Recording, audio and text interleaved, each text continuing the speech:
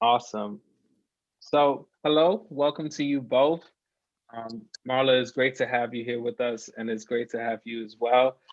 Kurt, would you please introduce yourselves? Well, I'll let you go first. All right, Okay. Kurt. My name is Marla. My name is Marla Velky-Reger, and I work for the Cazenovia School District as the mental health coordinator. I also have a clinical private practice in Cazenovia, seeing children, adults, and adolescents. And I'm co-owner of Cazenovia Community Fitness. So there's a few things that I do, and I'm raising 2 children. So yeah, so that's me. Very good. And Kurt Wheeler, I'm a high school social studies teacher and coach. I'm also a parent and the mayor of the Village of Cazenovia. Well, wonderful. Well, my name is Patrick Camillion. I am here on behalf of Common Grounds Live and having this opportunity to speak with you two wonderful people. I guess my first question, and Marla, you kind of alluded to it, is how has this pandemic been with raising 2 children? Well, in many ways, I think our children or my children are providing lessons, so many lessons, right? Sometimes I look to our children and I think they're much more resilient than we are, than we as adults are, that especially the younger kids we've seen at Burton Street or the middle school. My perspective is that they've adjusted to the social distancing and the masks and things that we're requiring them to do. Much easier than I think some of the adults have done. I had an opportunity to substitute teach the other day at Burton Street, which is our elementary school, and was just overwhelmed with how well these kids are doing in terms of having to sit. I was in a kindergarten classroom and sitting at their desks and what the rules are and respecting space, and they've just done a great job. So I mean, there's a lot of different directions I could go with that, but I think certainly adaptability and resilience are 2 threads that come forward for me. Okay. And same question to you, Kurt. I know you're a parent as well, and you also teach at the high school. Have you seen any changes in behavior, but also within your own children during this pandemic? Well, I would agree with Marla. Absolutely. The resilience has been amazing. The kids have done anything we've asked them to do. But I guess, what I would highlight is my sense of empathy for the kids of what they have lost during all this. I had a daughter who just graduated last year. Those lost senior traditions of the senior ball and being with your friends, those types of things, lost athletic seasons for many of the kids who have been. We've been fortunate to be in Cazenovia, to be in person 5 days a week, much of the time, and that has been awesome. But for the periods where we've had to go remote, I think the sense of isolation and missing that normal routine has really been tough on kids. Right. We've been hearing a lot about mental health, and Marla, I know this is your profession. I feel like the description of mental health is misunderstood. Can you define what mental health is briefly, as brief as you can? Well, I think as a clinician, as a therapist, I think that one thing I feel like there's a misnomer, like if you have a problem, then you have a mental health issue, right? And my goal is to say that mental health, we all have mental health. The 3 of us on this call have mental health. Absolutely. We all have physical health, and there are times when we are well and we're physically strong, and there are times when we are sick and we have to go to the doctors or get a flu shot or have, whatever, a physical ailment. And I think wanting people to understand that mental health is that overall general, like our well-being, our outlook, our perspective, how we're dealing with our emotions, how we're coping with the challenges that we're faced with, and that mental health is going to ebb and flow, right? There's times when we might feel really particularly strong. And recently, we've had this phrase coined where we've got, pandemic fatigue, right? Where we didn't go into this. When we went out of school in March, we were, I don't know about you, Kurt, we were like 2-3 weeks, maybe a month, we'll be back. And nobody thought we would still be in this situation at this time, or we couldn't envision that. And so the idea that I think pandemic fatigue has certainly set in to create challenges with regard to mental health and mental well-being. So, that's a long-winded way maybe of answering your question, right? But No, it's that answered. well-being, right? That overall general outlook, and wanting people to understand that can change, that does change. And certainly, obviously things like a pandemic can impact Right. that in terms of, especially for how long this has persisted. Absolutely. Thank you very much. Kurt, you work in Cazenovia. You are the mayor of the Village of Cazenovia. How have you seen this pandemic affected students and just the young people in general within the community? As I mentioned before, I think that the kids are willing to do anything we ask them to do in order to keep one another healthy. That people have been very considerate and very adaptable. What I've tried to do is continue to provide as many opportunities for young people as I can safely.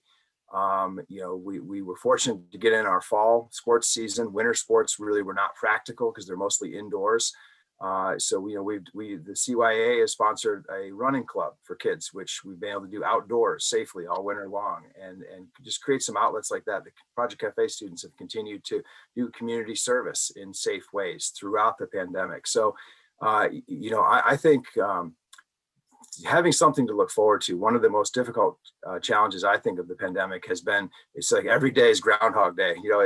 Things seem so repetitive, and you don't have things to look forward to. So even when it's going out and raking leaves or clearing branches in a park, the kids have something to look forward to, and we've had great turnout for some of those events. So that's what I've tried to do to contribute to keeping the kids mentally healthy is give them something to look forward to and help to provide healthy outlets for them. Absolutely. I'm really stuck on the adaptability and resilience. It reminds me of the saying, if you want a child to learn a new language, they have to learn it under the age of 12, right? And do you see that being true even for adults? I think we've adapted pretty well in the town of Cazenovia, just social distancing and being conscious of the space and just the spread of the virus. How do you think not just students, but how do you think the town has been dealing with this pandemic and just the experience of pandemic fatigue? Well, let me start with that one, and then Marla, please join in. I think that our response to it is very similar to the way we respond to anything else. The pandemic response has fostered a sense of community, and in our community, people are generally concerned about one another. They're respectful of one another, and that has played exactly into our response. Last spring, when we had the CAS COVID response hotline, people signed up by the scores, to help their neighbors and to donate money and to help out at CAS Cares. And in a similar but smaller way, people have been so great about wearing masks and being respectful and being courteous to people in shops and things like that. So I think the sense of community that we try to foster every year has really played dividends for us this past year, which has been so difficult. It's incredible. Any comments to that, Marla? Yeah, I mean, I really agree with what Kurt said. I mean, the CAS COVID response group was really, I think, wonderful in a way to kind of streamline people to work together. And, I've lived here for, I don't even know how long I've lived here, 15 years now or so. And the community really wraps around families or people struggling or, is ready for a cause. And I think that people have really worked to be adaptable and support each other. Yeah. Can you both speak to just in the era of social distancing, it seems that we've become more connected than ever. Why do you think that is? And how can we maintain this connection after this pandemic is over? Marla, you want to take that one? Yeah, I'm just thinking about that, Patrick, because I'm thinking about, in some ways I agree with that, Patrick. In some ways I disagree, right? I'm thinking about my students that are are learning remotely, are fearful of coming to school, or maybe their family member has a extenuating health condition and they're not able to come to school right now. And I feel like one of the things that we did recently at the high school is we did a student wellness survey about 5 or 6 weeks ago. And one of the things that really highlighted is that, you know, I don't want the whole message here to go out to parents to be like, everybody's great and resilient, right? Because while I think that exists and that is the truth for many, I do think that people, especially some of our teens, are feeling disconnected. They are struggling. They are lonely. I mean, to Kurt's point, we kind of chuckled about Groundhog Day, but it's like, there's not a finite, like, you know, get to June 1st and this will be over, right? It's like, this could go on and we could be wearing masks for a year or more, or whatever that looks like. And for kids, that's a long time, right? That's a long time.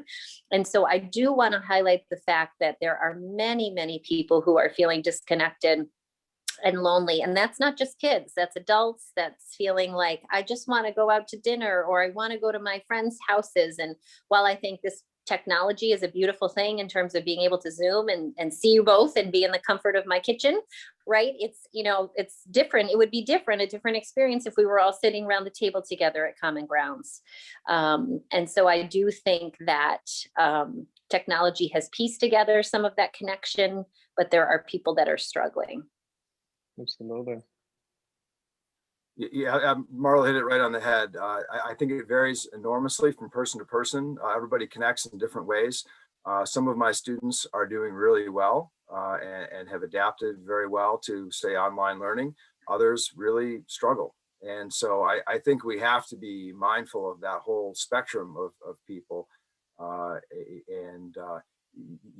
read an interesting article the other day, and it talked about this notion of how careful should you be? How careful do you need to be? And you know, if you're 100% cautious about stopping the spread of COVID, there are many other costs that come with that. And you have to, you know, everything you do in life is a risk. When you drive your car, it's a risk. When you play a sport, it's a risk. And I think we have to be mindful of, now that we have a lot more information about the virus, we have to begin to make careful determinations of what risks do we want to take for the greater good and for Absolutely. Our mental health and things like that. So I think that's a conversation that we need to have now. For instance, you know, we're looking now at the transmission rates in schools, and it's nearly zero. And wow. So you look at many counties around us are beginning to change their quarantine protocols based on the science and based on what we know about the spread of the disease. We have to constantly be adapting and shifting that cost benefit analysis to do the greatest good for the greatest number. Absolutely. And Marla, to your point, you mentioned about the students who are living with family with extenuating circumstances, right? Today, I looked at the numbers. We have experienced about 82 deaths within Madison County, right? And I'm sure many of that has been the elderly. I wonder, the students that you meet with, how are they expressing the deaths that they've experienced, if any, due to COVID, right? Especially during this time. And are you seeing any similarities? And what can we do? I know this is a full question, right? But what can we do to help support our students and just be, you know, a support system for them during this time? Mm-hmm. I think that one of the things that really became clear to us, and I would like to send this message home to parents and, you know, some of the kids that we would look at that are, you know, are really academic achievers who are involved in athletics and all kinds of things. And on the surface would seem like these are the kids that have got the supports and we don't have to worry. Some of the things that they reported were most concerning. And I guess I'm not saying that to raise anxiety. What I'm saying is that we need to be checking in with our kids, right? Whether we think like they've got sports or they're doing great and their grades haven't dropped. I think it's a different question to say, you know, how are you feeling? How are, you know, you coping with this? Are you okay? You know, you know, what do you miss? you know, and having some open dialogue with our kids to just give them a place and space, as opposed to like, well, they're still getting an A and they're still this. And I think that, you know, that really took us all aback to be able to say, look at some of these kids who are struggling. These are like our highest achievers, and we need to check in with them. So I guess the idea to parents of, you know, please ask, right? Reach out, you know, check in, ask some open-ended questions, allow for some dialogue, normalize the fact that it doesn't have to be okay every day, right? That it's like, it's okay to be down, or to be struggling a little bit, or to say, damn, this is going on forever, and to express some frustration, right? To make some space for some of that as well. So I don't know if I answered all facets of your question, but I think that's an important piece that I just want to make sure to get out there, right? That we need to be checking in and not making assumptions. And I think it's the whole idea of, you know, that whole, you know, maybe you hate this phrase, but, you know, we're all in this together. It's like we all need to be checking on each other too. And as I made the point earlier, that our mental health fluctuates, you know, making sure we're taking care of each other. Okay. And Kurt? Yeah, and my parting shot, and I'll have to go here in just a moment to make it to another meeting at 5. Absolutely. But, one of the things that we had really emphasized prior to the pandemic, and I think it's really paid dividends, is the importance of relationship. And we have begun to really work hard on fostering that within our academic community, from teachers to students, and you know, student to student, and so on. I think that's so important, and that has helped us during the pandemic. And I think that we need to emphasize that more than ever, you know, now. So I think that idea of being there for someone if they're going through a time of grieving, if they've lost a loved one, or if they need a shoulder to lean on, that is so much easier when you're already in relationships. So to me, that's been one of the big takeaways, and I think we're continuing to invest ourselves in that. Absolutely.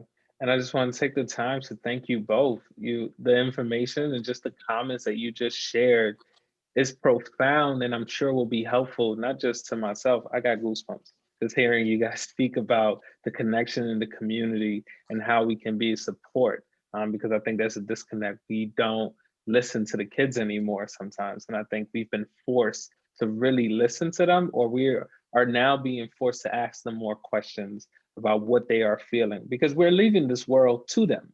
And so it's important to make sure that they are capable to run this world when we are gone, right? So I thank you both for your time this afternoon, and I hope we can meet in person and actually have some more dialogues.